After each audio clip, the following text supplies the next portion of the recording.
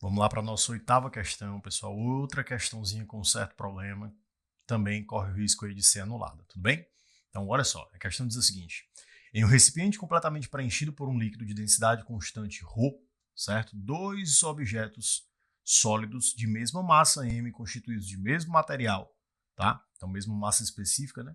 Estão totalmente submersos e em equilíbrio, longe das bordas. Totalmente submersos, beleza? Longe das bordas aí para dizer que não tem nenhuma interferência, né, do próprio recipiente.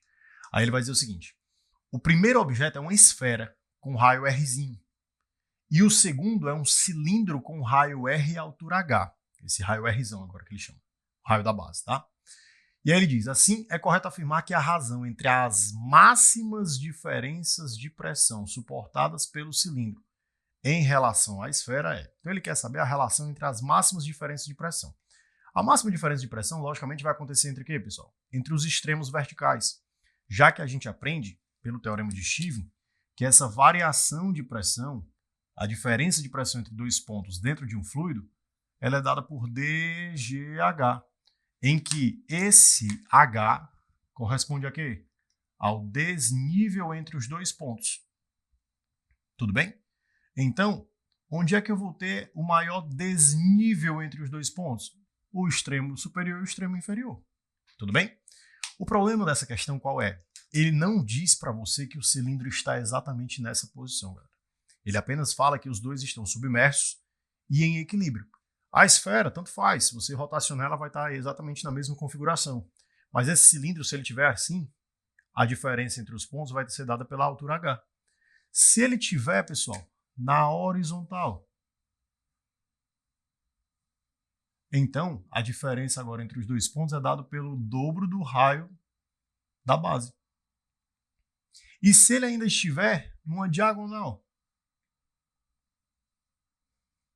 Vamos supor ele aqui na diagonal. Deixa eu só colocar aqui melhorzinho esse desenho. Ficaria nessa posição aqui, ó.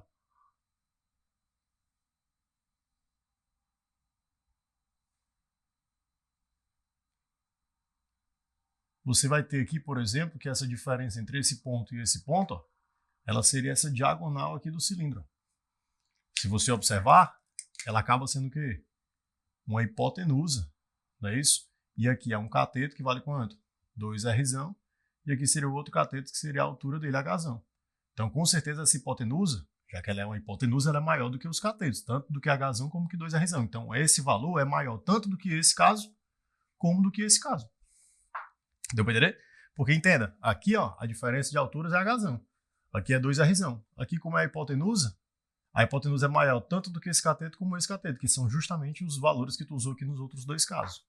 Então, qual é o caso que é para ser trabalhado? Tá entendendo? Ele não te informa na questão qual é a posição do cilindro, galera. Então, isso acaba, né, prejudicando a resolução da questão. Fazendo como a questão quer, né, como a US quer que você trabalhe a questão, ele queria que você considerasse a posição do cilindro aí na vertical, certo? Onde a altura dele, né, do cilindro, seria justamente a diferença entre os pontos. Então, se a gente usa essa expressão, certo, para os dois, eu teria, por exemplo, a diferença de pressão para o cilindro sendo a densidade aqui do líquido que ele chamou de ρ, a gravidade sendo g e a altura sendo o Hzão. Quando eu faço, por exemplo, essa diferença de pressão para a esfera, seria a mesma densidade, que é o mesmo líquido, vezes a gravidade, vezes o dobro do raio Rzinho, ó, certo? Que seria a diferença aqui entre os dois pontos. Tudo bem? Quando a gente divide, certo, uma equação pela outra, o que acontece? Eu vou ter justamente o que ele me pediu. Ele me pediu a razão entre a diferença de pressão no cilindro, a diferença de pressão na esfera, sendo igual, galerinha, o ρ vezes G vai embora e vai sobrar o quê? Hzão sobre 2Rzinho, tendo aí como resposta nessa questão o item C, né? Seria a resposta que a US marcou. Mas como eu te falei, se a gente considerar que ele está na horizontal, então seria 2Rzão sobre 2Rzinho. Se a gente considerar que ele está na diagonal, você pode ter, por exemplo, essa diferença aqui, onde é a diferença entre os níveis aqui seria, né, entre esses dois pontos, seria a hipotenusa, que ela é maior tanto que o Hzão como que o 2Rzinho. 2Rzão, desculpa. Então, seria um valor ainda maior aqui sobre 2Rzinho. Tudo bem? Então, eu teria possibilidades. E quando ele ainda puxa aqui na questão, dizendo que assim, ó, as máximas diferenças de pressões suportadas pelo cilindro. Se eu pegar a máxima diferença, seria o quê? Com o maior desnível possível. Então, eu teria que puxar exatamente para esse último caso.